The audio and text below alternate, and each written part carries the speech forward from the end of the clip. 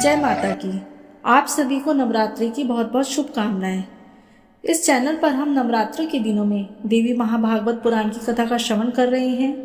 देवी भागवत पुराण की कथाओं को नवरात्रों में श्रवण करना या पठन करना अत्यंत ही शुभदायी व फलदायी माना जाता है। आज के इस वीडियो में हम देवी भागवत पुराण के प्रथम स्कंद के 5वें अध्याय का श्रवण करेंगे, जिसमें भगवती लक्ष्मी जी के शाप से विष्णु भगवान के सिर कटने का वर्णन किया गया है व विष्णु भगवान के हयग्रीव अवतार की कथा का वर्णन किया गया है। आज की कथा बहुत ही सुंदर है, तो इसे पूरी ध्यान पूर्वक श्रवण कीजिएगा। इससे पहले की वीडियो में हमने यह श्रवण किया था कि देवी भागवत पुराण का महात्म्य क्या है तथा किस प्रकार नारद जी ने सुंदर शब्दों में व्यास जी को देवी की महिमा का वर्णन किया। तो आइए आज हम 5वें अध्याय की कथा को श्रवण करते हैं। ऋषिगण बोले, हे सूत जी, हमारा चित्त संदेह रूपी सागर में पूर्णतः डूबा जा रहा है, क्योंकि आपने महान आश्चर्यजनक तथा संसार को विस्मित कर देने वाली ये बात कह दी कि विष्णु के शरीर से उनका सिर अलग हो गया था और वे सर्वपालक जनार्दन पुनः हयग्रीव हो गए थे। वेद भी जिन भगवान विष्णु का स्तवन करते हैं, समस्त देवता जिनका आश्रय ग्रहण करते हैं, जो आदिदेव हैं, जगत के स्वामी हैं और सभी कारणों के भी कारण हैं, दैव योग से उनका भी मस्तक कैसे कट गया? हे महामते, वह सब आप हमें विस्तार पूर्वक कहिए। सूत जी बोले, हे मुनियों, आप सभी लोग एकाग्रचित होकर परम तेजस्वी देवादिदेव भगवान विष्णु का चरित्र सुनिए। किसी समय में सनातन देव विष्णु 10,000 वर्षों तक भीषण युद्ध करके अत्यंत थक गए थे। तदंतर एक समतल तथा शुभ स्थान पर पद्मासन लगाकर पृथ्वी पर स्थित प्रार्थना कर चढ़े हुए धनुष पर कंठ प्रदेश अर्थात गर्दन टिकाते हुए उस धनुष के नोक पर भार देकर लक्ष्मीपति भगवान विष्णु सो गए और थकावट के कारण दैवयोग से उन्हें गहरी नींद आ गई। कुछ समय बीत जाने के बाद ब्रह्मा, शिव तथा इंद्र सहित सभी देवता यज्ञ करने को उद्यत हुए। वे सब देव कार्य की सिद्धि हेतु यज्ञों के अधिपति जनार्दन भगवान विष्णु के दर्शनार्थ बैकुंठ लोक गए। उस समय उन्हें वहां न देखकर वे देवतागण ज्ञान दृष्टि से देख करके वहां पहुंचे जहां भगवान विष्णु विराजमान थे। वहां उन्होंने सर्वव्यापी भगवान विष्णु को योग निद्रा के वशीभूत होकर अचेत पड़ा हुआ देखा। तब वे देवगण वहीं रुक गए। सभी देवताओं के वहां रुक जाने के बाद जगतपति विष्णु को निद्रा मगन देखकर ब्रह्मा, रुद्र आदि प्रमुख देवता अत्यंत चिंतित हुए। तदंतर इंद्र ने देवताओं से कहा, हे श्रेष्ठ देवगण, अब क्या किया जाए? हे श्रेष्ठ देवताओं, अब आप यह विचार करें कि इनकी निद्रा किस प्रकार भंग हो जाए। तब शिवजी ने इंद्र से कहा कि उनकी निद्रा का भंग करने का महान दोष लगेगा, किंतु हे श्रेष्ठ देवगण, यज्ञ कार्य भी अवश्य करनीय है। इसके बाद परमेष्टि ब्रह्मा जी ने पृथ्वी पर स्थित धनुष के अग्रभाग को खा जाने वाले दीमक का सृजन किया। दीमक द्वारा धनुष का अग्रभाग खा लिए जाने पर धनुष नीचा हो जाएगा, तब वे देवादिदेव विष्णु निद्रा मुक्त हो जाएंगे। ऐसा होने पर निसंदेह देवताओं का संपूर्ण कार्य सिद्ध हो जाएगा। अतः सनातन ब्रह्मा जी ने दीमक को इस कार्य के लिए आदेश दिया। तब दीमक ने ब्रह्मा जी से कहा कि देवादिदेव जगतगुरु लक्ष्मीपति भगवान विष्णु का निद्रा भंग मैं कैसे करूं, क्योंकि नींद में बाधा डालना, कथा में विघ्न पैदा करना, पति पत्नी के बीच भेद उत्पन्न करना एवं माँ पुत्र के बीच में वैरभाव पैदा करने के लिए षड्यंत्र करना ब्रह्म हत्या के समान माना गया है। अतः मैं देवादिदेव विष्णु भगवान का सुख क्यों नष्ट करूं? हे देव, उस धनुष का अग्रभाग खाने से मेरा क्या लाभ है जिसके लिए मैं ऐसा पाप करूं? सर्वार्थ के वशीभूत होकर ही समस्त लोग पाप कार्य में प्रवृत्त होता है, इसलिए मैं भी इसमें कोई स्वार्थ सिद्धि होने पर ही इसका भक्षण करूंगा। ब्रह्मा जी बोले, सुनो, हम लोग यज्ञ में तुम्हारे भाग की व्यवस्था कर देंगे। इसे तुम अविलंब भगवान विष्णु को जगाकर हम लोगों का कार्य संपन्न कर दो। होम कार्य में आहुति प्रदान करते समय जो हव्य आसपास गिरेगा उसी को अपना भाग समझना, और अब तुम शीघ्रता पूर्वक हमारा कार्य करो। सूत जी बोले, हे ऋषियों, ब्रह्मा जी ने इस प्रकार कहने के अनंतर दीमक ने धरातल पर स्थित धनुष के अग्रभाग को शीघ्र ही खा लिया, जिससे धनुष की डोरी मुक्त हो गई। प्रत्यंचा के खुल जाने पर धनुष का वह ऊपरी कोना मुक्त हो गया। इस प्रकार एक भीषण ध्वनि पैदा हुई, जिससे वहां सभी देवतागण भयभीत हो गए। ब्रह्मांड शुद्ध हो गया, पृथ्वी में कंपन होने लगा, सभी समुद्र उद्विग्न हो गए, जलचर जंतु व्याकुल हो उठे, प्रचंड हवाएं प्रवाहित होने लगी, पर्वत प्रकंपित हो उठे, किसी दारुण आपदा के सूचक उल्कापात आदि महान उपद्रव होने लगे। सूर्य तिरोहित हो गए तथा सभी दिशाएं अत्यंत भयावह हो गईं। यह सब देखकर देवता लोग चिंतित होकर सोचने लगे कि इस दुर्दिन में अब क्या होगा। हे तपस्वियों, वे देवतागण ऐसा सोच ही रहे थे कि किरीट कुंडल सहित देवादिदेव भगवान विष्णु का सर कटकर कहीं चला गया। कुछ समय पश्चात उस घोर अंधकार के शांत हो जाने पर ब्रह्मा और शंकर ने भगवान विष्णु का मस्तक विहीन विलक्षण शरीर देखा। भगवान विष्णु का सिर विहीन धड़ देखकर वे श्रेष्ठ देवता अत्यंत विस्मित हुए और चिंता सागर में निमग्न होकर शोकाकुल हो विलाप करने लगे। हे नाथ, हे प्रभु, यह कैसी विचित्र अलौकिक घटना हो गई। हे देवादिदेव, हे सनातन, हम सभी देवताओं के लिए यह तो बड़ी विनाशकारी बात है। यह किस देवता की माया है जिसके द्वारा आपके सिर का हरण कर लिया गया? आप तो सर्वदा अच्छेद्य, अभेद्य और अधायी हैं। हे विभो, इस प्रकार आपके चले जाने पर हम देवता तो मृत्यु को प्राप्त हो जाएंगे। हम लोगों के प्रति आपका कैसा स्नेह था। हम लोग स्वार्थ के कारण ही रुदन कर रहे हैं। संकट की स्थिति ना तो देवताओं ने, ना यक्षों ने, ना राक्षसों ने पैदा की है, अपितु हम देवताओं ने ही यह विघ्न उत्पन्न किया है। तथापि हे रमापते, इसमें किसका दोष समझा जाए। हम सभी देवता पराश्रित हैं। हम इस समय क्या करें और कहाँ जाएं? हे देवेश, हम मूढ़ बुद्धि वाले देवताओं के लिए अब कहीं कोई शरण नहीं है। यह कोई सात्विकी, राजसी या तामसी माया भी नहीं है जिसके द्वारा आप मायापति जगतगुरु का सिर कट गया हो। तब शिव सहित समस्त देवताओं को करुण क्रदन करते हुए देखकर वेद वेताओं में श्रेष्ठ देवगुरु बृहस्पति ने उन्हें सांत्वना देते हुए कहा, हे महाभागो, अब इस प्रकार क्रदन से क्या लाभ है। इस समय तो विवेक का आश्रय लेकर कोई उपाय करना चाहिए। हे देवेंद्र, भाग्य और पुरुषार्थ दोनों ही समान श्रेणी के हैं, फिर भी उपाय करना ही चाहिए और वह दैवयोग से सफल होता है। इंद्र बोले, अनर्थकारी पुरुषार्थ को धिक्कार है। मैं तो देव को श्रेष्ठकर मानता हूँ, क्योंकि हम देवताओं के देखते देखते विष्णु का सिर कट गया। ब्रह्मा जी बोले, काल द्वारा जो भी शुभ अशुभ कर्मों का फल निर्धारित है उसे अवश्य ही भोगना पड़ता है। भाग्य का अतिक्रमण कौन कर सकता है। प्रत्येक प्राणी काल क्रम के अनुसार सुख दुख भोगता ही है, इसमें कोई संदेह नहीं है। जिस प्रकार पूर्व काल में काल की प्रेरणा से शंकर जी ने मेरा मस्तक काट दिया था, उसी प्रकार शाप के कारण शिव जी का लिंग कटकर गिर गया था और उसी प्रकार आज विष्णु का सर कटकर लवण सागर में जा गिरा। दैव योग से ही इंद्र को भी सहस्त्र भोगों की प्राप्ति हुई। उन्हें दुख भोगना पड़ा। वे स्वर्ग से च्युत हो गए और मानसरोवर के कमल में रहने लगे। इस संसार में जब इन महाभाग देवताओं को भी दुख का भोग करने के लिए विवश होना पड़ा, तो फिर दुख भोगने से भला कैसे कौन वंचित रह सकता है। अतएव आप लोग शोक का परित्याग कर दें और उन महामाया विद्या रूपी सनातनी ब्रह्म विद्या तथा जगत को धारण करने वाली देवी का ध्यान कीजिए, जिनके द्वारा यह चराचर संपूर्ण त्रिलोक व्याप्त है। मैं निर्गुणा परा प्रकृति हम लोगों का समस्त कार्य सिद्ध कर देंगी। सूर्य जी बोले, हे मुनियों, देवताओं से इस प्रकार कहकर ब्रह्मा जी ने कार्य की सिद्धि की कामना से अपने सम्मुख सशरीर विद्यमान वेदों को आदेश दिया। ब्रह्मा जी बोले, आप लोग समस्त कार्यों को सिद्ध करने वाली पराम्बा ब्रह्म विद्या सनातनी तथा निगुण अंगों वाली महामाया का स्तवन कीजिए। उनका यह वचन सुनकर समस्त सुंदर अंगों वाले वेद जगत के आधार स्वरूपा तथा ज्ञान गम्या उन महामाया की स्तुति करने लगे। वेदों ने कहा, हे देवी, हे महामाये, हे विश्वोत्पत्तिकारिणी, हे शिवे, हे निर्गुणे, हे सर्वभूतेशी, हे शिव कामार्थ प्रदायिनी माता, आपको नमस्कार है। आप सभी प्राणियों को आश्रय देने वाली पृथ्वी स्वरूपा है। आप ही बुद्धि, श्री, कांति, क्षमा है। सब कुछ आप ही हैं। ओंकार में अर्धमात्रा के रूप में आप ही विराजमान हैं। आप गायत्री, भुवु, भुवा, स्वाहा आदि व्याहृति, जया, विजया, धात्री, लज्जा, कीर्ति, सप्राह, दया सभी कुछ हैं। हे अम्ब, आप तीनों लोकों के रचना तंत्र में दक्ष, करुण, रस से युक्त सभी प्राणियों की माँ, विद्या, कल्याणी, सभी प्राणियों के हित समासाधि के लिए सर्वश्रेष्ठ वाग बीज मंत्र में वास करने में निपुण तथा संसार का कलेश दूर करने वाली हैं। हम आपकी स्तुति करते हैं।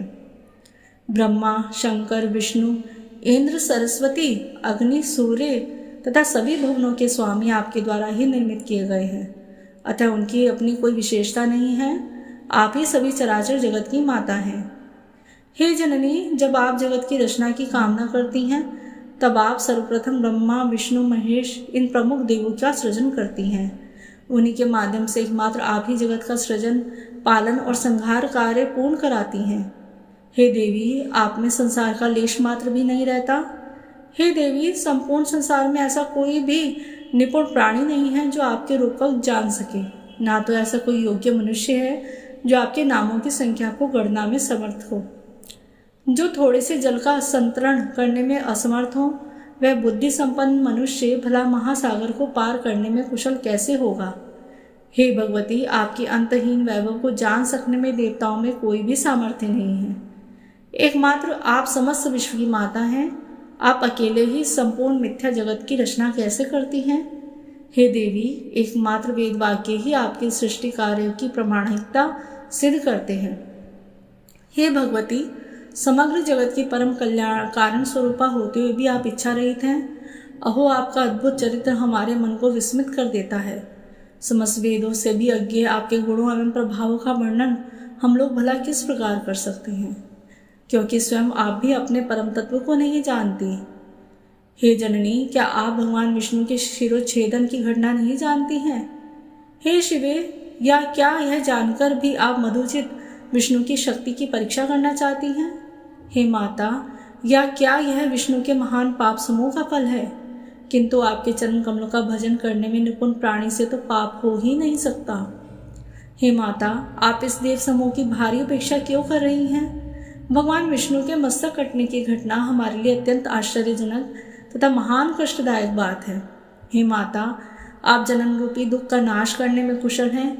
अब हम यह नहीं जान पा रहे हैं कि विष्णु का सिर संयोजन में विलंब क्यों हो रही है। हे देवी, सभी देवताओं के देवता अभिमान स्वरूप दोष को अपने मन में समझकर आपने ही ऐसा किया है।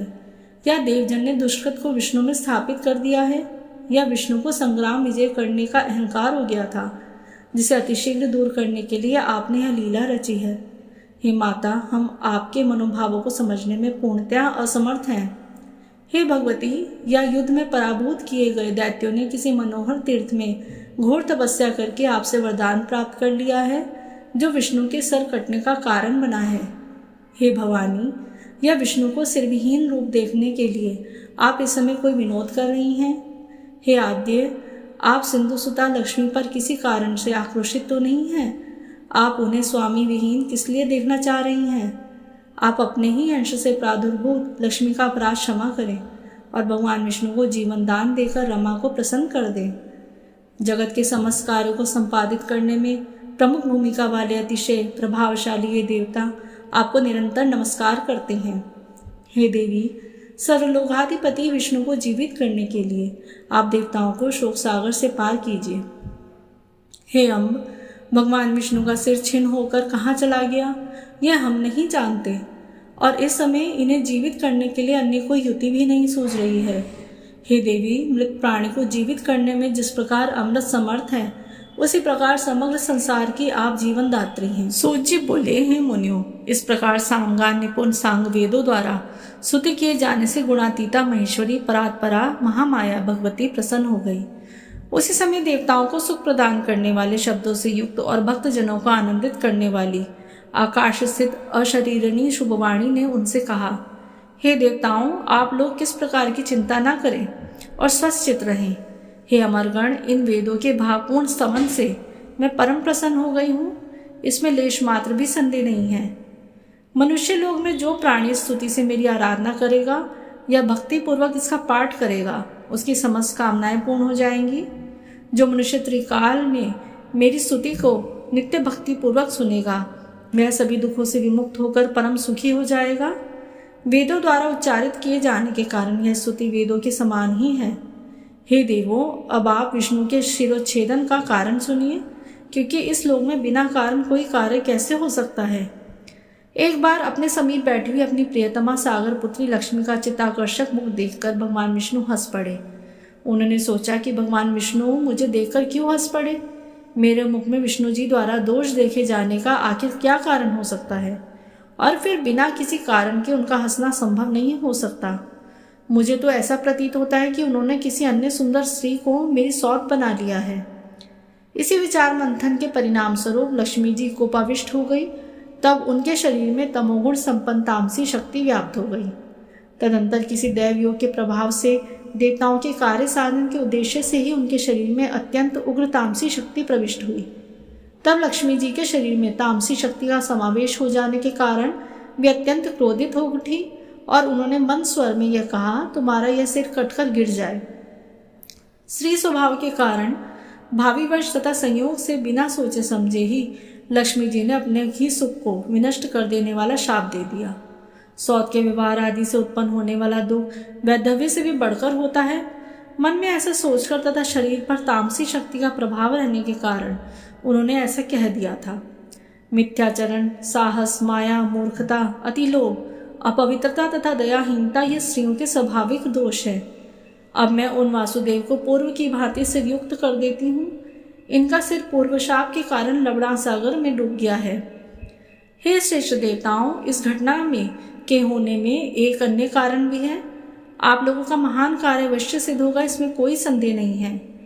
प्राचीन काल में महाबाहु एवं अति प्रसिद्ध हयग्रीव नाम वाला एक दानव था, जो सरस्वती नदी के तट पर बहुत कठोर तपस्या कर रहा था। वह दैत्य आहार का त्याग करके समस्त इंद्रियों को वश में करके तथा सभी प्रकार के भोग ऐश्वर्य से दूर रहते हुए मेरे बाया बीजात्मक एकाक्षर मंत्र ह्रीम का जप करता रहा। इस प्रकार समस्त आभूषणों से विभूषित मेरी तामसी शक्ति का सतत ध्यान करता हुआ वह 1000 वर्षों तक कठोर तप करता रहा। उस समय उस दैत्य ने जिस रूप में मेरा ध्यान किया था, उसी तामस रूप में उसे दर्शन देने हेतु उसके समक्ष में प्रकट हुई। उस समय सिंह पर आरूढ़ हुई मैं दयापूर्वक उससे कहा, हे महाभाग, तुम वरदान मांगो। हे सुव्रत, मैं तुम्हें यथेच वर दूंगी। वह दानव देवी का वचन सुनकर प्रेम विवल हो उठा और उसने तत्काल प्रणाम और प्रदक्षिणा की। मेरा रूप देखते ही प्रेम भावना के कारण प्रफुल्लित नेत्रों वाला तथा हर्षातिरेक के कारण अश्रुपूरित नयनों वाला वह दानव मेरी स्तुति करने लगा। हयग्रीव बोला, हे महामाये, हे जगत का सृजन पालन संहार करने वाली, हे भक्तों पर कृपा करने वाली, हे सकल कामना प्रदायिनी, हे मोक्षदायिनी, हे शिवे, आप देवी को नमस्कार है। पृथ्वी, जल, तेज, वायु एवं आकाश, इन 5 महाभूतों का कारण आप ही हैं तथा गंध, रस, रूप, स्पर्श एवं शब्द इन तत्वों का कारण भी आप ही हैं। हे महेश्वरी, नासिका, जिह्वा, नेत्र, त्वचा, कान ये ज्ञानेन्द्रियाँ तथा हाथ, पैर, वाक, लिंग, गुदा ये कर्मेंद्रियाँ आपसे ही उत्पन्न हैं। देवी बोली, तुम्हारा क्या अभिष्ट है? जो तुम्हारा कुछ अभिलक्षित वर हो मांग लो, मैं उसे अवश्य पूर्ण करूँगी, क्योंकि मैं तुम्हारी अनन्य भक्ति तथा अद्भुत तपस्या से अतिशय प्रसन्न हूँ। हयग्रीव बोला, हे माता, आप मुझे वैसा वरदान दे जिससे मेरी कभी मृत्यु न हो और देव दानवों द्वारा अपराजय रहता हुआ मैं सदा के लिए अमर योगी हो जाऊं। देवी बोली, जन्म लेने वाले की मृत्यु निश्चित है और मरने वाले का जन्म भी निश्चित है। लोक में स्थापित इस प्रकार की मर्यादा को उल्लंघन कैसा संभव है? अतएव हे दानव श्रेष्ठ, मृत्यु को असंभवभावी जानकर अपने मन में सम्यक विचार करके तुम मन में यथेच वर मांग लो। हयग्रीव बोला, हे जगदम्बे, मेरी मृत्यु हयग्रीव से ही हो, अन्य किसी से नहीं। मेरी इसी मनोवांछित कामना को आप पूर्ण करें। देवी बोली, हे महाभाग, अपने घर जाकर अब तुम सुखपूर्वक राज्य करो। हयग्रीव के अतिरिक्त अन्य किसी से भी तुम्हारी कदापि मृत्यु नहीं होगी। उस दैत्य को यह वरदान देकर मैं अंतर्ध्यान हो गई और वह भी परम प्रसन्न होकर अपने घर लौट गया। वह दुष्ट आत्मा इस समय मुनिजनों तथा वेदों को हर प्रकार से पीड़ित कर रहा है और तीनों लोकों में कोई भी ऐसा नहीं है जो उसका संहार कर सके। अतः त्वष्टा इस अश्व का मनोहर सिर अलग करके उसे इन सिरविहीन विष्णु के धड़ पर संयोजित कर देंगे। तत्पश्चात देवताओं के कल्याणार्थ भगवान हयग्रीव उस पापात्मा अत्यंत क्रूर एवं दानवी स्वभाव वाले महासुर हयग्रीव का संहार करेंगे। सूची बोले, देवताओं से इस प्रकार कहकर भगवती शांत हो गई और इसके बाद देवगण परम संतुष्ट होकर देवशिल्पी विश्वकर्मा से बोले, देवताओं ने कहा, आप विष्णु के धड़ पर घोड़े का सिर जोड़कर देवताओं का कार्य कीजिए। वे भगवान हयग्रीव ही दानव श्रेष्ठ दैत्य का वध करेंगे। सूत जी बोले, देवताओं का यह वचन सुनकर विश्वकर्मा ने अतिशीघ्र पूर्व अपने खड़ग से देवताओं के सामने ही घोड़े का सिर काटा। तत्पश्चात उन्होंने घोड़े का वह सिर अविलंब विष्णु भगवान के शरीर में संयोजित कर दिया और इस प्रकार महामाया भगवती की कृपा से भगवान विष्णु हयग्रीव हो गए। कुछ समय बाद उन भगवान हयग्रीव ने अहंकार के मद में चूर उस देव शत्रु दानव का युद्ध भूमि में अपने तेज से वध कर दिया। इस संसार में जो प्राणी इस पवित्र कथा का श्रवण करते हैं वे समस्त पापों से मुक्त हो जाते हैं, इसमें लेश मात्र भी संदेह नहीं है। महामाया भगवती का चरित्र अति पावन है तथा पापों का नाश करने वाला है। इस चरित्र का पाठ तथा श्रवण करने से प्राणियों को सभी प्रकार की संपदाएं अनायास ही प्राप्त हो जाती हैं। ओम श्री देवी महाभागवत पुराण प्रथम स्कंद पंचमो अध्याय समाप्त। जय माता की।